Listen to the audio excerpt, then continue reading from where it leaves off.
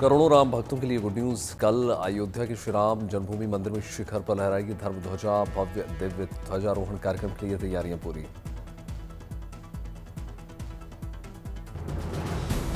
कल विवाह पंचमी की पुण्यतिथि और अभिजीत मुहूर्त में प्रधानमंत्री नरेंद्र मोदी फहराएंगे धर्म ध्वजा।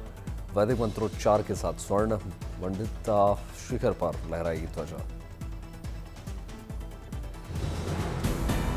मान्यता के अनुसार विवाह पंचमी के दिन त्रेता युग में भगवान श्री राम मां सीता से हुआ था उनका विवाह, इसलिए ध्वजारोहण के लिए रखी गई है 25 नवंबर की तारीख।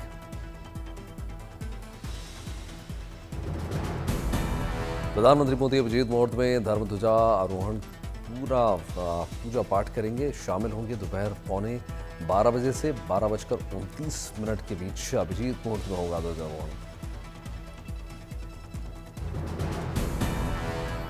प्रधानमंत्री मोदी राम मंदिर के मुख्य शिखर पर विशेष केसरिया ध्वजा फहराएंगे। अहमदाबाद में रहने वाले शिल्पकार भरत ने तैयार किया। धर्म ध्वजा की लंबाई 22 फीट की और चौड़ाई 11 फीट। केसरिया रंग की यह ध्वजा पैराशूट फैब्रिक से बनकर तैयार। इसमें सूर्य, ओम और कोविदार वृक्ष चिन्ह अंकित। मुख्य ध्वजा के साथ परिसर के अन्य 6 मंदिरों के लिए भी अलग अलग ध्वजा बनाई गई है।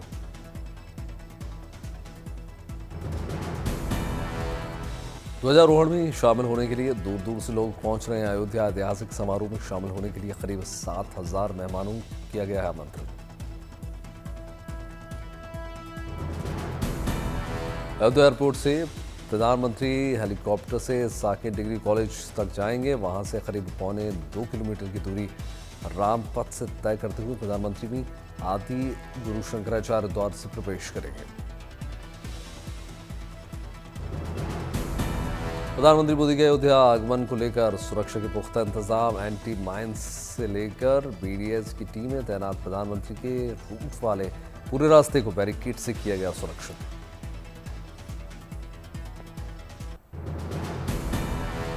अयोध्या में ध्वजारोहण कार्यक्रम में मेहमानों के स्वागत के लिए सजा वेलकम किट गेट के ऊपर देखा भगवा ध्वज। साथ ही दिखी भगवान श्री राम की तस्वीर।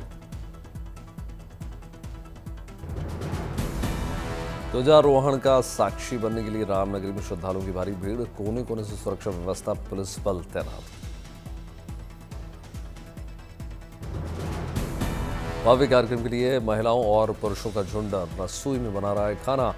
तली जा रही हैं पूड़ियां।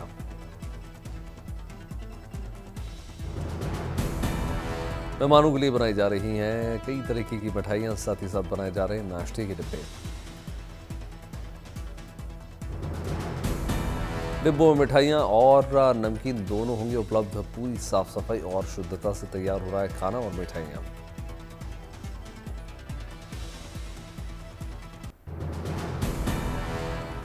अयोध्या में राम जन्मभूमि में चल रही ध्वजारोहण की जोरदार तैयारियां। पीले फूलों से बनाई गई है सूर्य की किरणें।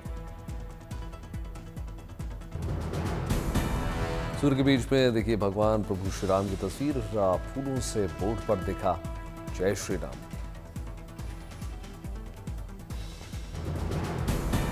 अयोध्या में साज सज्जा के लिए आई फूलों की बड़ी खेप। रंग बिरंगे फूलों से सज रहा है पावन रामनगरी के कोना कोना।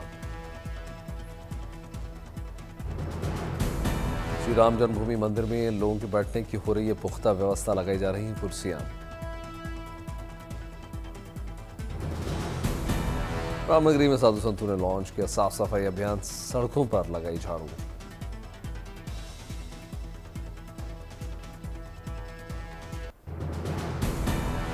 बद्रीनाथ शीतकालीन कपाट बंद होने की प्रक्रिया विधि विधान के साथ जारी। आज पंचपूजा का चौथा दिन।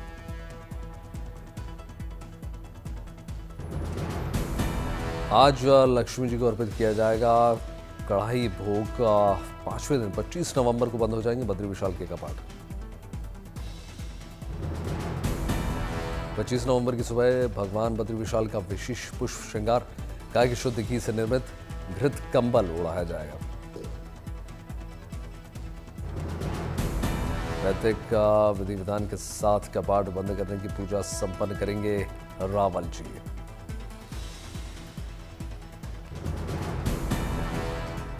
खड़क पुस्तक पूजन और वेद ऋचाओं का वाचन औपचारिक रूप से संपन्न। अब बद्रीनाथ धाम में 6 महीने तक नहीं होगा वेद पाठ।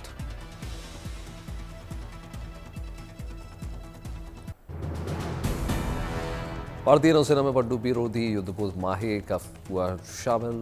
मुंबई के नेवल डॉकयार्ड में समारोह में कमीशन किया गया 80% स्वदेशी।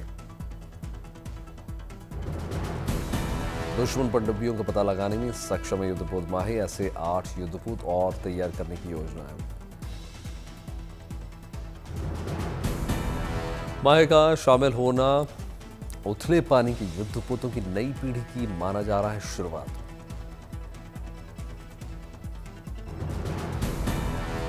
कोचीन शिपयार्ड लिमिटेड द्वारा निर्मित माहे को पश्चिमी समुद्र तट पर साइलेंट हंटर की भूमिका निभाने के लिए माना जा रहा है।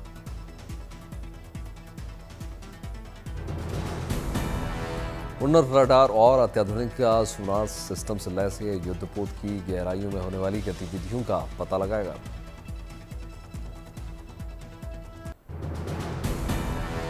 सूरत में बनी भारत की पहली सबसे तेज काम करने वाली सिलाई मशीन 1200 आरपीएम बताई जा रही है। मशीन की स्पीड फैक्ट्री में काम की रफ्तार बढ़ेगी। श्रीनगर में पहला बच्चों का थिएटर फेस्टिवल जश्न तिफलान हुआ आयोजित। बच्चियों ने नृत्य और शानदार प्रस्तुतियां दी। राजौरी में खेती स्कीमों पर मदद से बदल रही है किसानों की किस्मत। सुंदर बनी और नौशीरा इलाके में किसान कर रहे हैं आधुनिक तरीकों से खेती। लखनऊ में मनाया गया Uttar Pradesh police flag day. कार्यक्रम में शामिल हुए डीजीपी राजीव कृष्ण।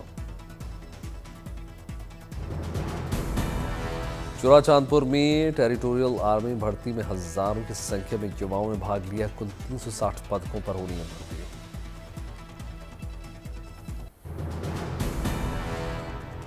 गुरु तेग बहादुर की 350वीं शहीदी दिवस पर दिल्ली के लाल किले में 3 दिवसीय कार्यक्रम का आयोजन।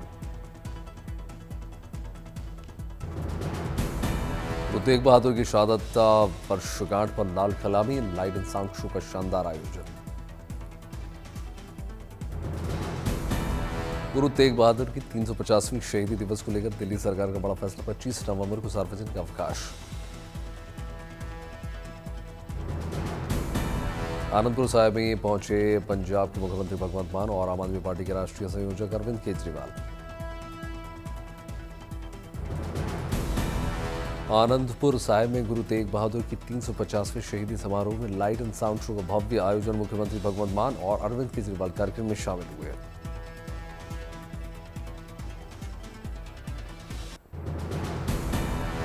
दिल्ली में सशक्त समाज समृद्ध भारत कार्यक्रम का आयोजन किया गया। केंद्रीय मंत्री गजेंद्र सिंह शेखावत ने कार्यक्रम को संबोधित किया। ईटानगर में अरुणाचल रंग महोत्सव का आयोजन। 15 दिनों तक चलेगा थिएटर फेस्टिवल।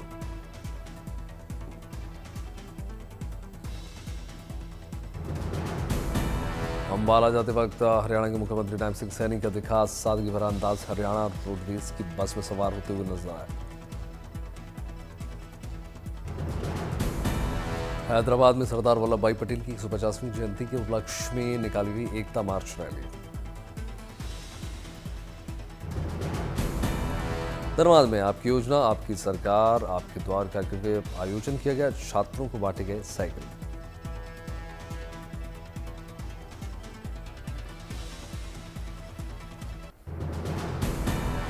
नागपुर में आयोजित एग्रो विजन राष्ट्रीय कृषि प्रदर्शनी केंद्रीय मंत्री नितिन गडकरी शामिल हुए। कहा प्रदर्शनी किसानों को खेती की नई तकनीक से रूबरू होने का मौका मिलेगा।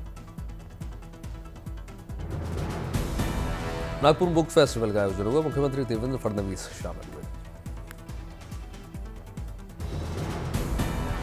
ओडिशा के मयूरभंज में दिखी कोहरे की चादर। कई इलाकों में धुंध से आवाजाही में हो रही है परेशानी। साउथ सुपरस्टार प्रभास की फिल्म स्पिरिट की शूटिंग शुरू।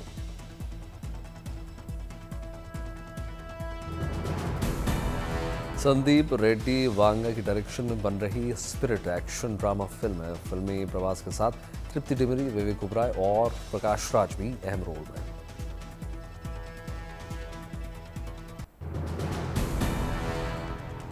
मथुरा में बांके बिहारी के दर्शन करने के लिए उमड़ा आस्था का सैलाब। भारी संख्या में पहुंचे श्रद्धालु भक्ति भाव में नजर आए। केरल के शबरीमला मंदिर में श्रद्धालुओं की भारी भीड़। भगवान अयप्पा के दर्शन पूजन करने के लिए पहुंच रहे श्रद्धालु। राजस्थान के करौली में निकाली गई लग्न बारात। जयकारों ढोल नगाड़ों की थाप पर बारात। लखनऊ में मुख्यमंत्री योगी आदित्यनाथ से फिल्म खंडा 2 की स्टार कास्ट की मुलाकात। राजा भैया के अस्तबल में हाइब्रिड घोड़े क्रूजन का ग्रैंड वेलकम हुआ।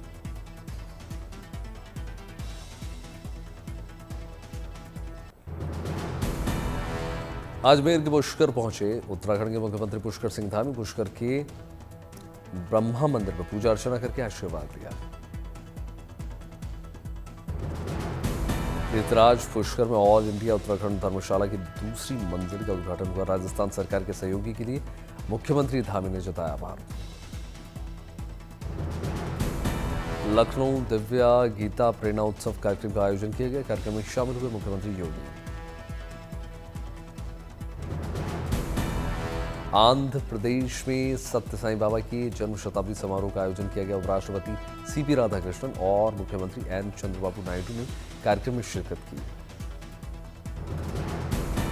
हरिद्वार में स्वामी दयानंद सरस्वती की 200वीं जयंती पर आर्य राष्ट्रीय निर्माण यात्रा का आयोजन।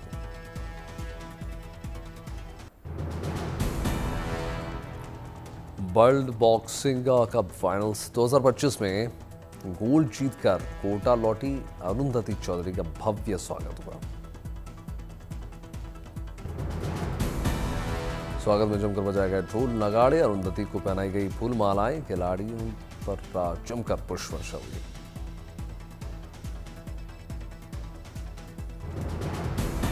चेन्नई में डिप्टी सीएम उदयनिधि स्टालिन ने बस स्टैंड का उद्घाटन किया। दिल्ली में सीजेआई पद की शपथ लेने के बाद सुप्रीम कोर्ट पहुंचे जस्टिस सूर्यकांत। महात्मा गांधी की मूर्ति पर पुष्प अर्पित किए। लखनऊ मुख्यमंत्री योगी आदित्यनाथ ने लगाया जनता दरबार। लोगों की फरियाद सुनी, जल्द निपटारे के आदेश।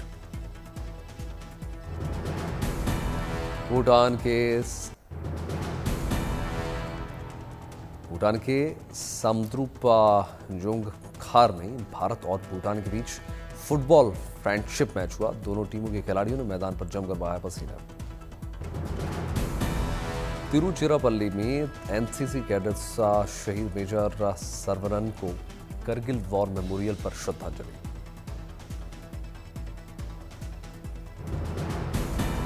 उदयपुर की शाही शादी में आकर्षण का मुख्य केंद्र बना हुआ है केक। दूल्हा दुल्हन के लिए 25 फीट से ज्यादा ऊंचा सफेद रंग का केक आया। उदयपुर की शाही शादी के ग्रैंड रिसेप्शन में अमेरिकी सुपरस्टार जेनिफर लोपेज ने किया परफॉर्म। उदयपुर में रामा राजू मंटेना की बेटी नेत्रा मंटेना के रिसेप्शन में शामिल हुए एक्टर रामचरण। गाजीपुर इलाके में छाई धुंध, विजिबिलिटी बहुत कम। ड्रोन तस्वीरें निकलकर सामने। दिल्ली के इंडिया गेट और हाईकोर्ट इलाके में हवा की गुणवत्ता देखी बहुत खराब। इंडिया गेट पर मास्क लगाकर लोग कर रहे सुबह की सैर। दिल्ली के एम्स, सफदरजंग अस्पताल और एयरपोर्ट के इलाकों में धुंध की मोटी चादर देखने को मिल रही। लोग वाहन चलाने में परेशान हो रहे हैं। दिल्ली के मयूर विहार इलाके में दिखी स्मॉग की मोटी लेयर। लोगों को हो रही है सांस लेने में परेशानी। स्मॉग की मोटी लेयर की चपेट में दिखा दिल्ली का डीएनडी फ्लाईओवर। लोग हेडलाइट जलाकर चला रहे हैं गाड़ी।